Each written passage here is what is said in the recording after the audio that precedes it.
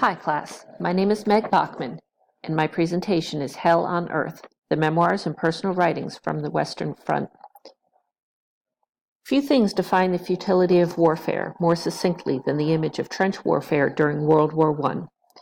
Stretching approximately 440 miles from the North Sea to Switzerland, this no-man's land was a wasteland of cutthroat barbed wire, boggy mud, and rotting corpses. Young soldiers from all walks of life lived, fought, and died in these trenches. Infantry troops included men from Germany, Austria-Hungary, France, Canada, Belgium, Britain, and eventually the United States. It's both a blessing and a tragedy that their memoirs and diaries, personal letters home, and published works serve as a collective reminder of their experiences. Soldiers came from all walks of life.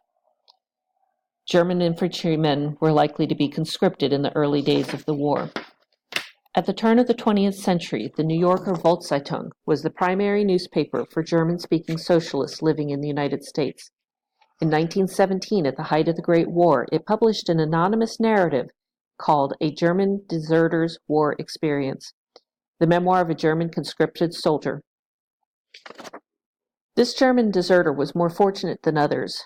While he survived 11 months on the front lines, he eventually received a furlough pass to visit his family. He used this as a means to defect from the German army, making his way through Holland, where he stowed away on a ship bound for the United States. It's through his courageous anti-war beliefs that he was able to break free and write his memoirs for future generations, speaking to the testaments of the horrors of the First War. Far removed from conscripted German troops were men across the Allied nations who heard the call to volunteer for duty and serve where their country needed them. British physician Charles McCarrow was one such person. Assigned to the Royal Army Medical Corps, he joined the French trench line in 1915. As a medical eyewitness to the horrors of trench life, Dr. McCarrow was situated at the right place at the right time to help the soldiers in the front. Of vital importance were the stretcher bearers under McCarrow's command. He wrote home to his wife Jean that minutes saved equals minutes lived, and time was always of the essence to control bleeding, administering morphine, and removing shrapnel. His wife Jean was an integral part of her husband's success. Through his letters, she was able to supply extra scissors, as well as vegetables and food, which the good doctor always shared with his team. Unfortunately, Dr. McCarrow was not immune to the horrors of war. He was killed in action on December 20th, 1916, after a shell exploded near his position. Widely regarded as one of the most respected and knowledgeable doctors of the entire division, all who knew him were devastated by his death.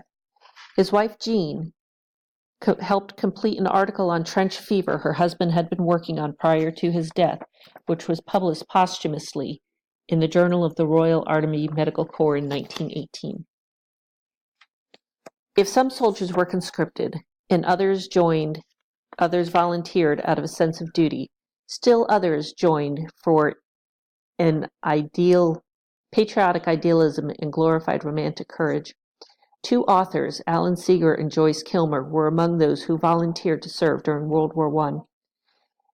Seeger joined the French Foreign Legion in 1914. He continued to write his poetry and personal memoirs and letters home to his mother and father while in France, and he never lost his romanticized notion of war. His most famous poem, I Have a Rendezvous with Death, hints of this.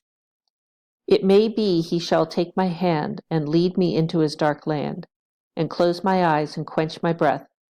It may be I shall pass him still.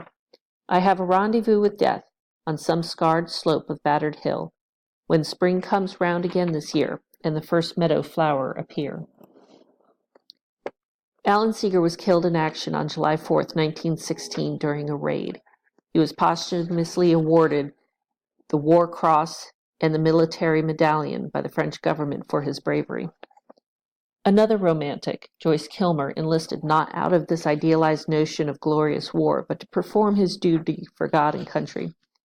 He was a published poet and a special writer in the Sunday edition of the New York Times. and he joined the U.S. Army in 1914 and eventually promoted to the rank of sergeant with the 69th Infantry Regiment. Like Seeger, Kilmer's writings exaggerated the romantic nature of the Great War, and even to his wife he wrote that night fighting was sheer romance and that he was in his element with his fellow soldiers. Sadly, too, Kilmer did not live to see the end of the war. He was killed in action by a sniper's bullet on July 30th, 1918. Of his death, Colonel Douglas MacArthur wrote to General John Pershing that Sergeant Joyce Kilmer was buried under the stump of one of those trees he had immortalized. MacArthur was referring to one of Kilmer's best-known poems, titled Trees. I think that I shall never see a poem as lovely as a tree. Poems are made by fools like me, but only God can make a tree. The irony is that while Kilmer's most famous poem is now regarded as an anti-war sentiment on the beauty of nature destroyed by war, his publication actually predates the start of World War I, and Sergeant Kilmer himself volunteered out of a sense of duty for patriotism. It's no exaggeration that more than 15 million lives of military personnel and civilians were lost during the Great War.